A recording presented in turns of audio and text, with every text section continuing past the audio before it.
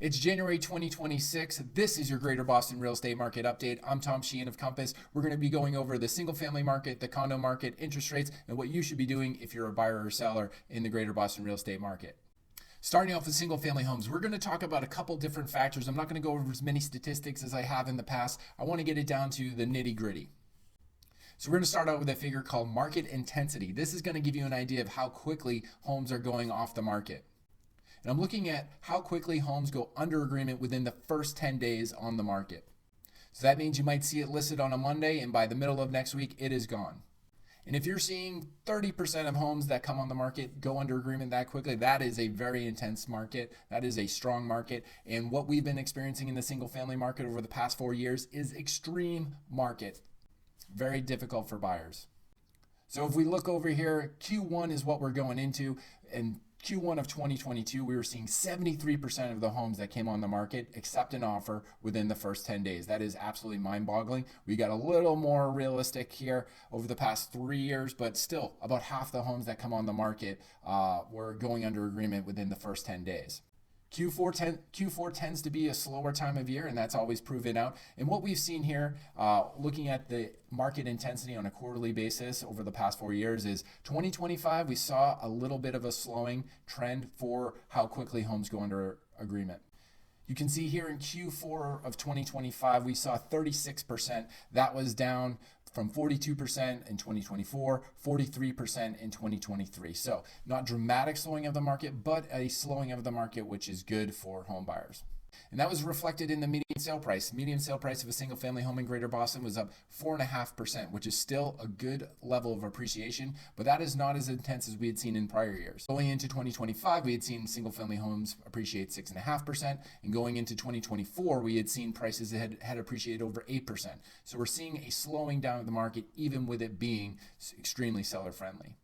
And a lot of that has to do with inventory. Inventory was up 7% this past year compared to the year prior. And that was after we had a little bit of gains in 2024. And we're still nowhere near where we saw inventory before 2022, but it looks like we're getting back to more normalcy in that the year of 2022 was a bottoming out of single family inventory in Greater Boston. For the most part, single-family homes are going quickly. If we're seeing any price sensitivity, it's at the higher ends of the market, that new construction market where we're seeing a lot of our new inventory coming. Now, the condo market, much different story. The inventory of condos continues to climb at a much higher rate than we are seeing with single-family homes. In Q4 of 2025, we saw about 20% of new listing condos accept an offer within the first 10 days.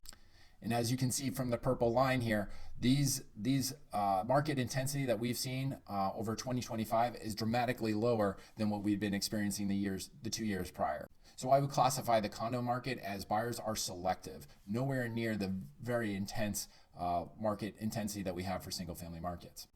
And you see that in the median sale price. We actually saw a 1% drop in the median sale price of a condo in the Greater Boston market in 2025 compared to 2024. Now, why is that? It's a couple things. We are seeing a lot more inventory in the condo market, allowing buyers to have more choice. And we're seeing buyers being very price sensitive in the condo market. Insurance costs for these HOAs, especially the big HOAs, have been rising rapidly, which is causing condo fees to go up. In addition, with inflation, the cost of capital projects, repairs, maintenance has gone up quite a bit. All of this is putting a lot of upward pressure on HOA fees, which buyers are really sensitive to. And this slowdown is pretty much across the board in all condo markets, with the exception of the more affordable price points that have lower condo fees.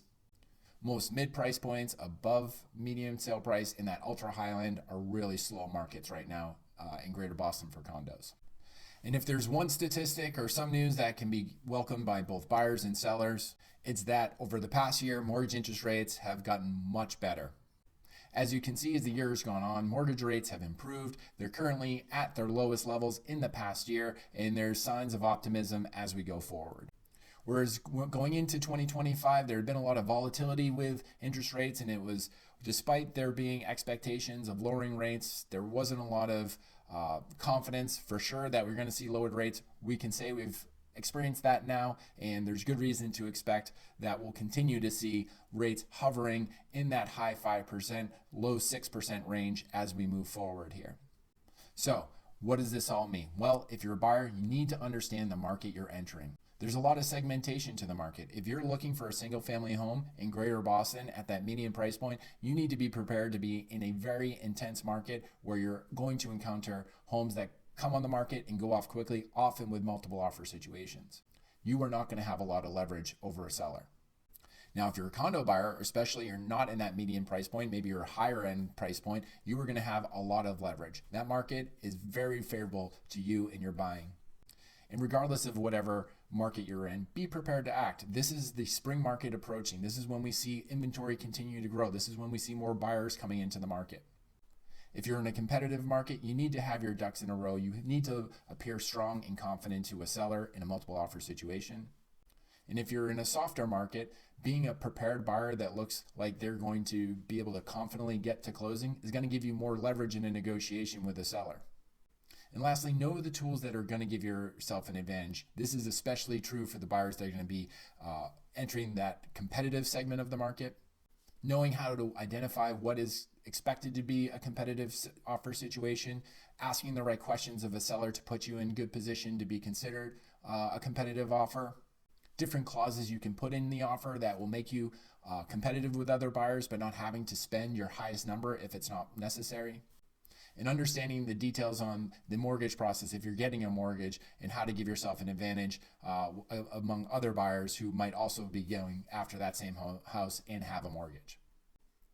What you don't want to do is start shopping for a house, find one that you fall in love with and not have your ducks in a row and not be prepared to compete with other buyers who are very likely to be also interested in the house. If you're a seller, same thing goes for you. You need to understand what market you are entering as a seller.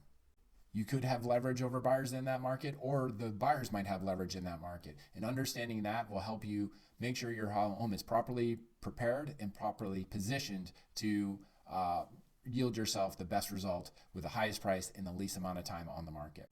And regardless of whether or not you're in one of these competitive markets or one of these softer markets, you got to look your best.